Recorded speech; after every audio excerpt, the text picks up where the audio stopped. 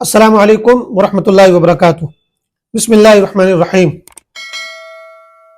رمضان کے تعلق سے بخاری اور مسلم میں ایک مشہور روایت آئی ہے جو حضرت ابو ہریرہ رضی اللہ تعالیٰ عنہ سے مروی ہے۔ اس میں حضرت پاک علیہ الصلوۃ والسلام ارشاد فرماتے ہیں کہ جب رمضان کا مہینہ آتا ہے تو جنت کے دروازے کھول دیے جاتے ہیں اور جہنم کے دروازے بند کر دیے جاتے ہیں، اور پھر اس کے آخر میں ایک جملہ ہے کہ وَصُفِّدَتِ الشَّيَاطِينُ، اور مسلم کی روایت میں ہے کہ وَسُلْسِلَتِ الشَّيَاطِينُ۔ اس کا مطلب یہ ہے کہ شیاطین کے بیڑیاں ڈال دی جاتی ہیں، ان کو جکڑ دیا جاتا ہے، ان کو قید کر دیا جاتا ہے۔ تو سوال یہ ہے کہ شیاطین کے قید ہونے کا کیا مطلب ہے، اس سے کیا مراد ہے؟ اس حدیث کی شرح کرتے ہوئے ہمارے محدثین کی، علماء کی کئی رائے پائی جاتی ہیں۔ بعض علماء کی رائے یہ ہے، جیسا کہ حافظ ابن حجر عسقلانی رحمۃ اللہ علیہ نے شیخ حلیمی رحمۃ اللہ علیہ کے حوالے سے نقل کیا ہے کہ یہ حدیث مجاز پر محمول ہے، یعنی اس میں حقیقی معنی مراد نہیں ہے کہ واقعتاً شیاطین کو قید کر دیا جاتا ہو، واقعتاً ان کے زنجیریں ڈال دی جاتی ہو، بلکہ یہ مجازی معنی پر محمول ہے، یعنی سمجھانے کے لیے یہ بات کہی گئی ہے۔ اور مراد یہ ہے کہ جس طرح رمضان کے علاوہ باقی مہینوں میں شیاطین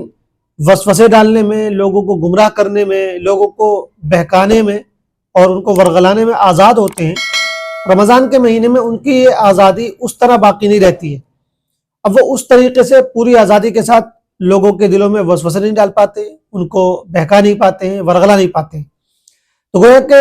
وہ اس عمل میں اب پوری طرح آزاد نہیں رہتے ہیں جیسا کہ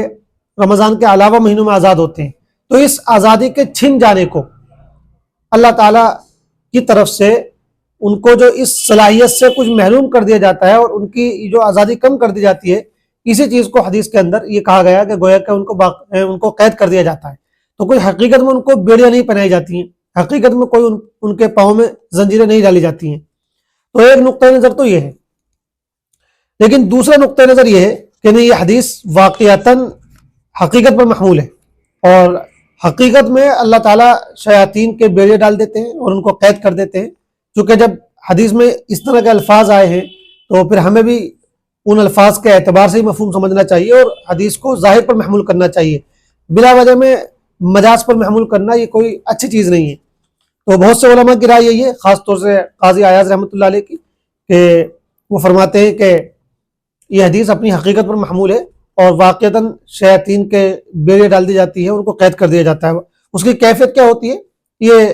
واللہ عالم، اللہ بہتر جانتے ہیں، ہم لوگ اس کو نہیں سمجھ سکتے ہیں۔ اس حدیث کی شرح میں ایک تیسرا نقطہ نظر یہ بھی ہے کہ یہ جو بات کہی گئی ہے کہ شیطانوں کو قید کر دیا جاتا ہے، تو یہ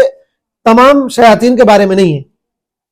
بلکہ یہ صرف سرکش شیاطین کے بارے میں ہے، کہ جو بہت سرکش شیاطین ہیں، جو بہت زیادہ لوگوں کو بہکاتے، ورغلاتے ہیں، بدتمیزی کرتے ہیں، ان شیاطین کو قید کیا جاتا ہے۔ اور اس کی وجہ یہ ہے کہ بعض روایات میں مردۃ الجن کے بھی الفاظ آئے ہیں یا مردۃ الشیاطین کے الفاظ آئے ہیں، اس میں وضاحت کی گئی ہے کہ ان شیاطین کو قید کیا جاتا ہے جو سرکش ہوتے ہیں، جو سرکشی دکھاتے ہیں۔ تو ایک تشریح یہ بھی ہے کہ گویا کہ سب کو قید نہیں کیا جاتا، سرکش شیاطین کو قید کیا جاتا ہے۔ ایک چوتھی رائے اس سلسلے میں یہ بھی ہے کہ صرف رمضان کی راتوں میں شیاطین کو قید کیا جاتا ہے، ان کو دن میں قید نہیں کیا جاتا۔ اور ایک پانچویں رائے اس سلسلے میں یہ بھی پائی جاتی ہے کہ جو بات کہی گئی ہے شیاطین کو قید کر دیا جاتا ہے، تو اس سے مراد یہ ہے کہ یعنی وہ لوگوں کو گمراہ نہیں کر پاتے، بہکا نہیں پاتے، تو یہ بھی کچھ لوگوں کے اعتبار سے، کچھ لوگوں کے اعتبار سے ان کو قید کر دیا جاتا ہے کہ کچھ لوگوں کو وہ گمراہ نہیں کر پاتے، بہکا نہیں پاتے، جبکہ کچھ لوگوں کے لیے وہ آزاد رہتے ہیں۔ اب یہ کون لوگ ہیں جن کے لیے ان کو قید کر دیا جاتا ہے اور جن کے لیے وہ آزاد رہتے ہیں؟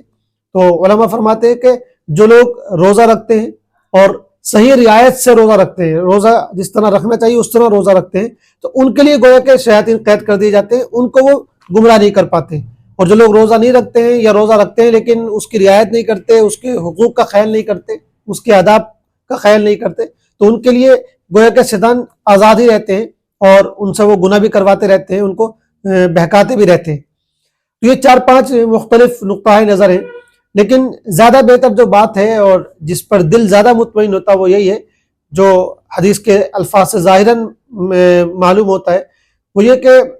تمام ہی شیاطین کو قید کر دیا جاتا ہے، اور حقیقت میں ان کو قید کیا جاتا ہے، اس کی کیفیت کیا ہے واللہ عالم ہم نہیں جان سکتے ہیں۔ لیکن اب ایک سوال ہی پیدا ہوتا ہے کہ بھئی اگر شیاطین کو قید کر دیا جاتا ہے رمضان میں، تو پھر لوگ رمضان میں گناہ کیوں کرتے ہیں؟ گناہ تو لوگ پھر بھی کرتے ہیں، بہت سے لوگ ہیں جو روزہ بھی نہیں رکھتے ہیں، بہت سے لوگ ہیں جو تراویح نہیں پڑھتے ہیں، بہت سے لوگ ہیں جو حرام کھاتے ہیں، شراب پیتے ہیں، جھوٹ بولتے ہیں، تو گناہ تو ویسے ہی ہوتے رہتے ہیں۔ تو اس کی وجہ کیا پھر؟ تو دیکھیے، پہلی چیز تو یہ ہے کہ انسان جو گناہ کرتا ہے وہ صرف شیطان کے بہکانے کی وجہ سے نہیں کرتا ہے۔ ایسا نہیں ہوتا کہ شیطان ہی وسوسہ ڈالے گا تو انسان گناہ کرے گا، نہیں، انسان خود بھی اپنے نفس کی وجہ سے، اپنی غلط عادتوں کی وجہ سے بھی بہت سے گناہ کرتا ہے۔ کبھی کبھی ایسا ہوتا ہے کہ ایک انسان پر شیطان مسلط ہو جاتا ہے، یعنی اس کو بہکاتا ہے، گمراہ کرتا ہے، اور پھر اس کو کچھ غلط عادتوں کا وہ عادی بنا دیتا ہے، اس کو گناہوں کا عادی بنا دیتا ہے۔ اب پھر شیطان تو گویا کہ پیچھے ہٹ جاتا ہے، اب شیطان کو وسوسہ ڈالنے کی ضرورت نہیں ہے، کیونکہ شیطان نے اس آدمی کو گناہوں کا اتنا عادی بنا دیا ہے کہ اب وہ خود ان گناہوں کو کرنے میں اس کو مزہ آنے لگتا ہے، اب وہ ان گناہوں کے بغیر رہ نہیں پاتا ہے، اس کو چین نہیں آتا جب تک کہ وہ گناہ نہ کر لے۔ تو اب ایسا جو شخص ہے جو گناہوں کا عادی ہو گیا، تو اس کو پھر کسی شیطان کی ضرورت نہیں ہے گناہ کروانے کے لیے، وہ خود اپنے اندر کے دائیں سے، اپنی جو اس کی ایک عادت بن گئی ہے، اس عادت کے تقاضے سے گناہ کرنے پر مجبور ہوتا ہے۔ تو پہلی بات تو یہ ہے کہ انسان صرف گناہ شیطان کی وجہ سے نہیں کرتا ہے، بلکہ اس کے اور بھی اسباب ہوتے ہیں۔ تو رمضان میں شیاطین کو تو قید کر دیا جاتا ہے، لیکن ظاہر بات ہے انسان کی جو غلط عادتیں ہیں، انسان کا جو اپنا خبیث نفس ہے، نفس امارہ بالسوء جس کو کہا جاتا ہے، وہ تو آزاد رہتا ہے، اس کے سبب سے، اس کی وجہ سے انسان گناہ کرتا ہے۔ اور دوسری بات اس سلسلے میں یہ بھی کہی گئی ہے، جیسے کہ ابھی ہم نے اوپر 4-5 اقوال بتائے اس حدیث کی شرح میں، تو جو لوگ یہ کہتے ہیں کہ بھائی صرف سرکش شیاطین کو قید کیا جاتا ہے، تو وہ اس سوال کے جواب میں کہ بھائی پھر گناہ کیوں ہوتے ہیں، وہ یہ کہتے ہیں کہ بھائی چونکہ صرف سرکش شیاطین قید ہوتے ہیں، جو غیر سرکش ہیں، جو سرکش نہیں ہیں، وہ قید نہیں ہوتے، تو وہ لوگوں کو گمراہ کرتے ہیں، وہ لوگوں کو بہکاتے ہیں اور وہ وسوسے ڈالتے ہیں، ان کی وجہ سے لوگ گناہ کرتے ہیں۔ اور تیسری بات اس سلسلے میں یہ کہی گئی ہے کہ بھائی یہ جو بات ہے کہ شیاطین کو قید کر دیا جاتا ہے، بالکل ٹھیک بات ہے، لیکن قید کرنے کے بعد بھی تو بہت سی حرکتیں ہو سکتی ہیں۔ بھائی قید کرنے مطلب یہ کہ ہاتھ پاؤں باندھ دیے گئے، لیکن اس کے ہوتے ہوئے بھی، قید ہوتے ہوئے بھی، زنجیر پڑے ہوئے ہونے کے باوجود، بیڑیاں پڑے ہونے کے باوجود بھی تو شیاطین کچھ نہ کچھ تو جو ہے گڑبڑ کر سکتے ہیں نا، کچھ نہ کچھ تو حرکت کر سکتے ہیں۔ تو لہٰذا جو بالکل آزادی کے ساتھ وہ وسوسے ڈال سکتے ہیں اس میں تو کمی آ جاتی ہے، لیکن قید ہونے کے باوجود بھی وہ کچھ نہ کچھ وسوسے ڈالتے رہتے ہیں، کچھ نہ کچھ وہ خیالات ڈالتے رہتے ہیں، اگرچہ عام دنوں کے مقابلے میں اتنی کثرت کے ساتھ اور اتنی زیادہ مقدار میں وہ یہ کام نہیں کر پاتے ہیں، چونکہ قید ہے تو بہرحال آزاد شخص کے مقابلے میں قیدی جو ہوتا ہے اس کی حرکتوں میں، اس کے اعمال میں بہت کمی ہو جاتی ہے۔ تو بہرحال شیاطین اگرچہ قید کر دیے جاتے ہیں، لیکن کچھ نہ کچھ حرکت اور عمل ان کا باقی رہتا ہے، اور اسی کچھ نہ کچھ حرکت و عمل کے ذریعے سے وہ وسوسے ڈالتے رہتے ہیں، جس کے نتیجے میں انسانوں سے گناہ ہوتے ہیں۔ تو یہ مختلف باتیں اس حدیث کی شرح میں اور اس سوال کے جواب میں کہی گئی ہے کہ بھئی جب رمضان میں شیاطین کو قید کر دیا جاتا ہے تو گناہ کیوں ہوتے ہیں۔ اور اس سوال کے جواب میں جو زیادہ درست بات ہمیں لگتی ہے وہ یہی ہے کہ دراصل انسان گناہ اپنی غلط عادتوں کی وجہ سے اور اپنے نفس کی وجہ سے، اپنی خواہشات کی وجہ سے بہت زیادہ کرتا ہے۔ شیاطین کا بھی اس میں رول ہوتا ہے، لیکن انسان کا جو نفس ہے، انسان کی جو خواہش ہے، انسان اس کے ہاتھوں مجبور ہو کر بھی بہت سے گناہ کرتا ہے۔ تو رمضان میں انسان اپنے نفس کے دباؤ میں، اپنی خواہشات کے دباؤ میں گناہ کرتا چلا جاتا ہے، اگرچہ شیاطین قید ہوتے ہیں۔ اور یہ ہم خود تجربے کی بات ہے، مطلب ہم سب لوگ دیکھ سکتے ہیں کہ انسان جب گناہوں کا عادی ہو جاتا ہے تو پھر اس کو کسی یعنی پیچھے سے پریشر کی ضرورت نہیں پڑتی ہے گناہ کروانے کے لیے، کسی دباؤ بنانے والے کی ضرورت نہیں پڑتی ہے گناہ کروانے کے لیے، بلکہ وہ خود بخود اس گناہ کی طرف چلا جاتا ہے۔ مثال کے طور پہ ایک شخص جو ہے غیبت کا عادی ہے، ایک شخص جو ہے جھوٹ بولنے کا عادی ہے، اس کی عادت ہی ایسی بن گئی ہے کہ وہ ہر بات پہ جھوٹ بولتا ہے، تو اب ظاہر ہے اس کو شیطان کی کوئی ضرورت نہیں ہے، وہ رمضان میں بھی بات کرے گا تو اسی انداز سے بات کرے گا، وہ رمضان میں بھی اسی طرح سے لوگوں کی غیبتیں کرے گا جس طریقے سے کہ وہ عام دنوں میں غیبتیں کرتا تھا۔